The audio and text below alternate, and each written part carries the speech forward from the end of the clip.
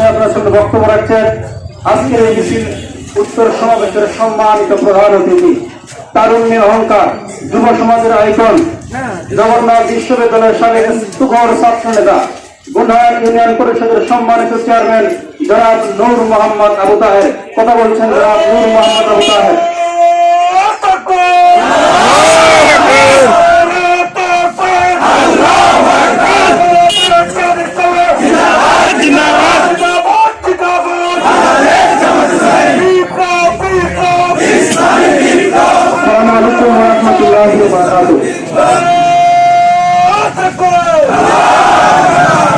আসসালামু আলাইকুম ওয়া রাহমাতুল্লাহি ওয়া বারাকাতুহু। বাংলাদেশ জামাত ইসলামী তালোয়া পৌরসভার উদ্যোগে আয়োজিত আজকের এই মিছিল উত্তর সমাবেশের সংগ্রামী সভাপতি, সংগ্রামী তালোয়া পৌর আমির, পৌরসভার নেতৃবৃন্দ, আজকের আয়োজনের সম্মানিত প্রধান অতিথি, আমাদের উপজেলার সম্মানিত সেক্রেটারি, সম্মানিত জামাত নেতৃবৃন্দ, বীর মুক্তিযোদ্ধা নজরুল ইসলাম চাচা, সম্মানিত তালোয়া পৌরবাসী, কেমন আছেন আপনারা? আলহামদুলিল্লাহ। আলহামদুলিল্লাহ স্পিচ দেখে তো মনে হচ্ছে খুব বেশি ভালো লাগে। কেমন আছেন আপনারা? সংগ্রামী ভাইরা, কোন এক নেত্রী তিনি বঙ্গভবনে দাঁড়িয়ে বলেছিল শেখ হাসিনা পালায় না। পরাজয় দুই ধরনের হয়, গণতান্ত্রিক প্রক্রিয়ায় ভোটের মাধ্যমে পরাজয় মেনে নেওয়া আর পিটুনের চোটে হেলিকপ্টারে পালায় যাওয়া। শেখ মুজিব আর শেখ মুজিবের বেশি ছাড়া বাংলাদেশের গণতন্ত্র চলে না, বাংলাদেশ চলে না। জনগণের পিটনের ঠেলায় হেলিকপ্টারে চলে পালায় গেছে কে? কে পালায় গেছে? কে পালায় গেছে? আওয়ামী লীগের কোন কর্মী যদি থাকে, লজ্জা পাওয়া উচিত। আপনাদেরকে জীবন মৃত্যুর মাঝে ফেলে নিজের জীবনটা বাঁচায় ভারতে গেছে। আমাদের নেতৃবৃন্দকে আপনারা শাহাদাতের জন্য ঘোষণা করেছেন। আমার নেতৃবৃন্দ যখন ফাঁসির মঞ্চে গিয়েছে, তার সন্তানকে জিজ্ঞাসা করেছে আমি কোন পাঞ্জাবি পরে ফাঁসির মঞ্চে যাব। আর তোমার নেত্রী তোমাদেরকে ছেড়ে হেলিকপ্টারে চড়ে বাংলাদেশ ছেড়ে পালিয়েছে। আপনার নেত্রী বলেছে খালেদা জিয়াকে চুপ করে সমুদ্রে ফেলে দিবে, পদ্মাশীল থেকে ফেলে দিবে বলছে না? 80 বছর বয়স হয়েছে, আর কত? খালেদা জিয়া মনে যাওয়ার জন্য বলেছে 80 বছর বয়স, আর কত? সেই খালেদা জিয়া এখনো বাংলাদেশে আছে, আর গণতন্ত্রের মানুষ কন্যা হেলিকপ্টারে। আমি আওয়ামী লীগের কর্মীদেরকে বলবো, এখনো যারা আপনাদের বাপ শেখ মুজিব আর তার বেটির আনুগত্য করতে চান, মনে রাখবেন খেলা করলে হেলিকপ্টার আপনি পাবেন না, হেলিকপ্টার নেত্রী বলতেন। আপনারা বলতেন কোথায়? এত 1 আগস্ট জামাত ইসলামীকে নিষিদ্ধ করে দিয়েছেন। বাংলাদেশে জামাত শিবিরের আস্তানা থাকবে না। আমি তালোয়া পৌরসভাবাসীকে হাত তুলে বলতে চাই, জামাত কি আছে? জামাত আছে?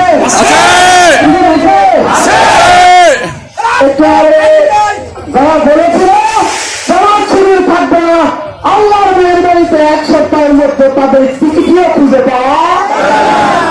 তোমাদের বাপের গতকালে শক্তি করছিল, মরছে, তো বাপের জন্য মোমবাতি জ্বালাবো না? বাপের জন্য দোয়া করবো না?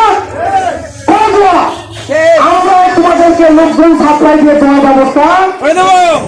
গোপালগঞ্জের কিছু টুটকা ফুটকা বলতেছে দেশে নেত্রীকে নিয়ে আসা বলতেছে না, যদি তালোয়াতে আওয়ামী লীগের পুরো নেত্রা শেখ হাসিনা বাংলাদেশে নিয়ে আসার মিছিল করে, আমরা ওয়াদা করছি সেই মিছিলে আমরাও থাকবো।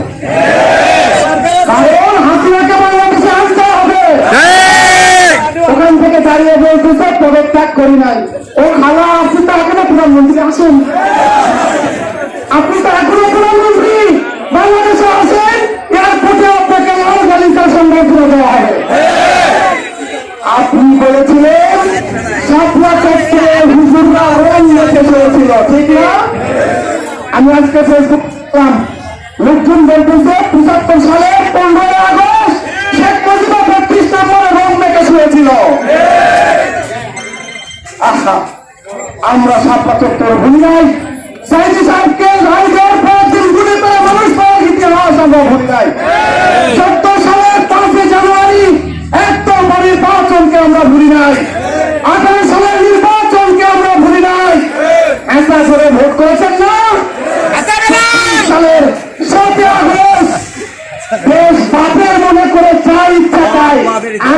আর দামি, আমি আর দামি।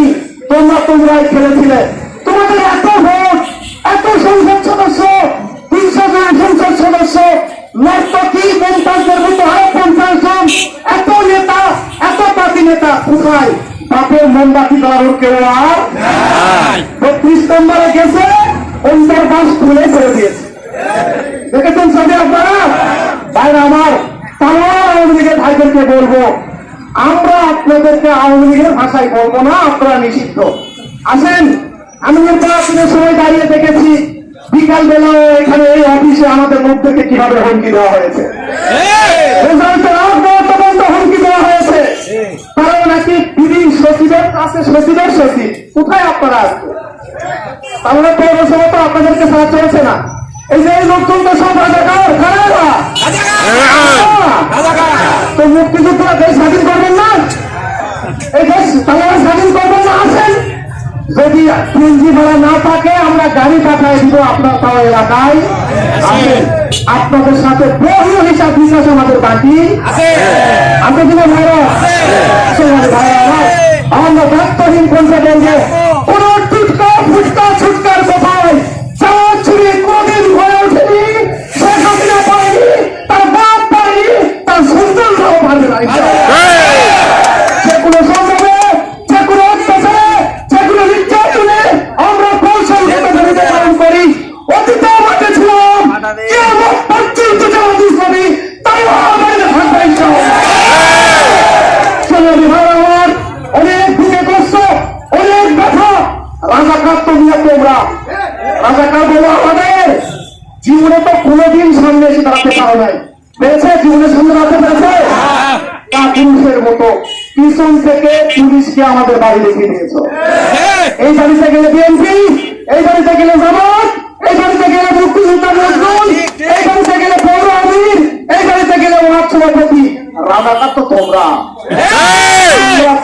তোমাদেরকে রাজাকারের মতো পুলিশদের গ্রেফতার করবো না, তাড়াতাড়ি করবা। আমার মুখ দেখাই কোনো কে নিষিদ্ধ, তারা মুক্ত মঞ্চের সামনে তোমাদেরকে আমরা নিজেরা বিচার করবো। কোন রাজাকারি করে আমরা পুলিশকে গ্রেফতার করবো না, আওয়ামী লীগকে আমরা পুলিশকে গ্রেফতার করবো না, লড়াই সরাসরি হলো ইনশাআল্লাহ। আমরা আওয়ামী লীগকে বলি, আমরা তাদের নিষিদ্ধ করি নাই, নিষিদ্ধ করি নাই। রাজনীতি করেন, এলাকায় আসেন, খুব পীরের মতো কথা বলতেন। আওয়ামী লীগের সাংগঠনিক শক্তির সাথে কেউ পারবে না। আপনাদের কত শক্তি আপনি বোঝা যাবে, তাই না? আসেন না, আমরা তো ছিলাম হয় কারাগারে আর না হলে তালুয়াতে ছিলাম, হয় কারাগারে নয় যোদ্ধা ছিলাম।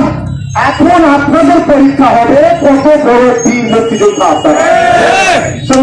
বন্ধুগণ, আমাদের ভাইদেরকে বলা হয়েছে আয়োজন করেছেন, থানায় যারা আওয়ামী লীগের সাংসদের কাছে গিয়ে বসে থাকতে হয়েছে।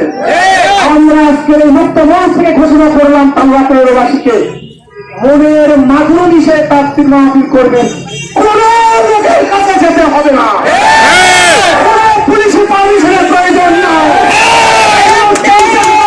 পারমিশন দিতে হবে না। ইচ্ছা মতো মাহফিল করবেন, ইচ্ছা মতো কোরআনের কথা বলবেন, ইচ্ছা মতো হাদিসের কথা বলবেন ইনশাআল্লাহ। আমি তালুয়ার হিন্দু ভাইদেরকে বলবো, আপনারা কি একটা এক্সাম্পল দিতে পারবেন? একটা জামাতে ইসলামী আপনাদের বাড়ি পুড়েছেন, জামাতের লোক আপনাদের গাড়ি পুড়েছে, আপনাদের দোকান পুড়েছে। তালুয়ার ভাই হিন্দু ভাইদেরকে বলবো, আমরা মুসলমানের বাচ্চা, আমরা আল্লাহকে জানি, আল্লাহকে মানি, আমরা আল্লাহকে হাজির নাজির জন্য বলছি, তালুয়ার প্রত্যেকজন হিন্দু নিরাপত্তা দেওয়ার জন্য আমরা প্রস্তুত। তালুয়ার হিন্দু নাগরিকরা আমাদের হাত থেকে নিরাপদ। তারা এই মাটিতে জন্ম নিয়েছে, এই মাটিটায় মৃত্যুবরণ করবে। যদি আপনাদের কেউ হুমকি দেয়, আপনাদের কেউ হুমকি দেয়, চাঁদাবাজি করার চেষ্টা করে, আপনারা জামাত নেতৃবৃন্দকে বলবেন, 10 মিনিট সময় দিবেন, আপনার বাড়িতে জামাতের নেতৃবৃন্দ পৌঁছে যাবে ইনশাআল্লাহ। আপনার দোকানের সামনে 10 মিনিট সময় দিবেন, কোন চাঁদাবাজ, কোন হুমকিদাতাকে আর আমরা কেবল আওয়ামী লীগ ঠেকাবো না, নতুন করে কেউ যদি আওয়ামী লীগের চরিত্র অর্জন করে তাকেও জামাত ইসলাম থেকে আমরা এক ফাঁসিবাদ থেকে বাঁচে আর এক ফাঁসিবাদের খপ্পরে জাতিকে করতে দেওয়া। আজকের এই সমাবেশ এই কথা বলার জন্য আপনারা এখন থেকে স্বাধীন, যার যে আদর্শ, যার যে রাজনৈতিক দল, বাধা দেয়। ইন দ্য নেম অফ জামাত, জামাতের নামে কেউ যদি আপনার কাছে চাঁদা চায়, জামাতের নামে কেউ যদি হুমকি দেয়, দড়ি দিয়ে হাত পা বেঁধে আমাদেরকে খুঁজতে পারি। আপনারা হিন্দুদেরকে ব্যাপারে দিতে পারবেন? আমরা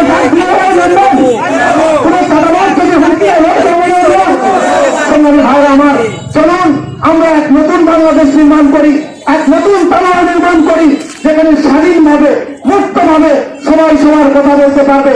আগামী বাংলাদেশ হবে ইনসাফের, ন্যায়ের, নৈতিকতার, সকলের স্বাধীনতা ইনশাআল্লাহ। আমি একটু হাত জোর করে আপনাদেরকে সবাইকে বলতে চাই, আমার সাথে সবাই একটু বলবেন